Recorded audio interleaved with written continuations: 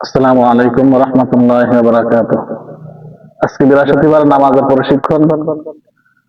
সকলেই নামাজ আমাদের কিভাবে নামাজ পড়তে হয় শৈশবকাল থেকে যদি আমরা নামাজের প্রশিক্ষণ না দিই তাহলে বিরুদ্ধ বয়সে গিয়ে আমাদের নামাজের ভিতরে বিভিন্ন রকম ভুল ভ্রান্তি দেখা দেয়।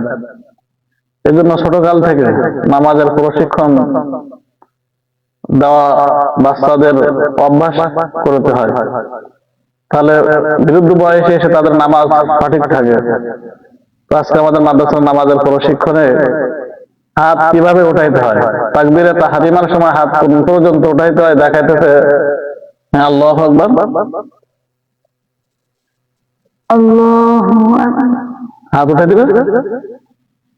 এই হাত একবার সোজা থাকবে, কি থাকবে? একবার সোজা কর।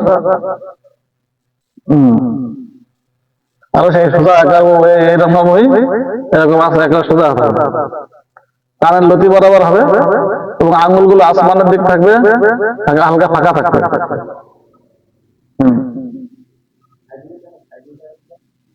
আরো হাত এরকম সোজা হবে। আঙুল একেবারে এরকম সোজা থাকবে, আঙুল সোজা কেন নিচে কেন নিচে গেলে হাত সোজা গেল, হাত দেখবে হাত সোজা হবে, কানের লতি পর্যন্ত এবং হাত এরকম সোজা হবে। কেন হালকা পিছিয়ে দিলে হাত সোজা যাবে, কেন পিছিয়ে দিতে নিচের দিক হাত সোজা যাবে, কেন যদি সামনে থাকে হাত পিছনে চলে যাবে।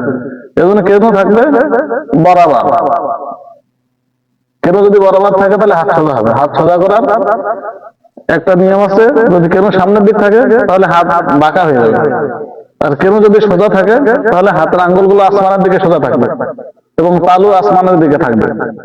এই জন্য আমরা অনেক সময় যারা নামাজ হাত উঠাই তখন আমরা আমাদের দুই হাতের কোনগুলো সোজা থাকবে, এই বরাবর থাকলে হাতের আঙ্গুলগুলো সোজা হবে এবং হাতের তালু পশ্চিম দিকে হবে।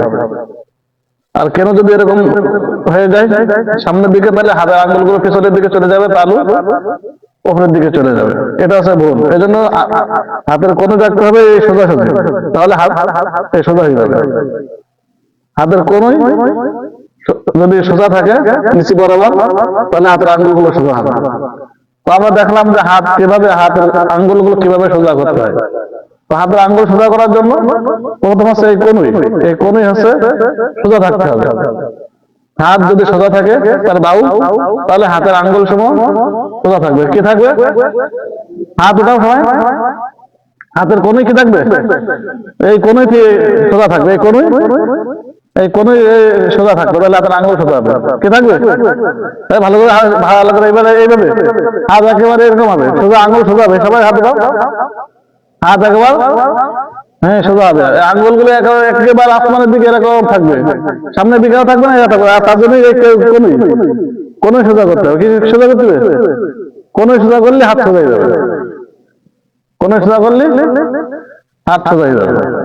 একেবারে হাতের খোল থাকবে না, আমার সময় খোল থাকবে না, হাতের আঙ্গুল সময় একেবারে সোজা থাকবে, খোল থাকলে হবে না। কি থাকলে হবে না?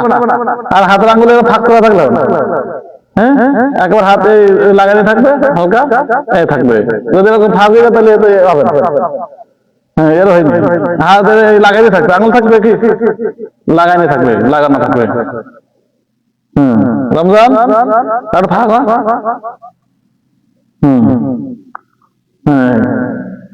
হাত পিছনে চলে গেছে, এরকম হবে, আঙুল কোনে সোজা হবে, এই বরাবর কোনে থাকলে হাত সোজা হবে।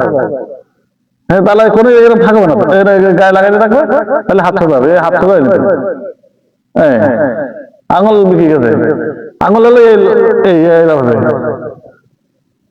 কোনে ফাঁক হলে হবে, কোনে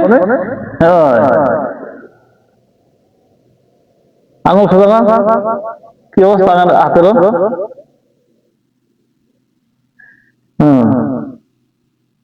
এইভাবে আমাদের হাত সোজা করতে হবে, আঙুল সমূহ। তাহলে আমরা দেখলাম যে হাত কিভাবে উঠাইতে হয় নামাজে।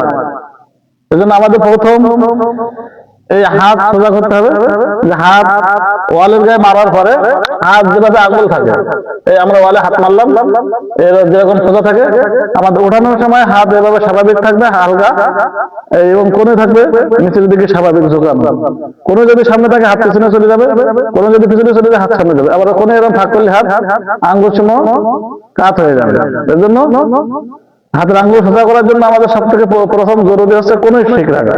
যদি কোণে সোজা থাকে তাহলে হাত সোজা থাকবে, কোণে যদি ফাঁকা হয়ে যায় হাতের আঙ্গুল সময় ভুল হয়ে যাবে।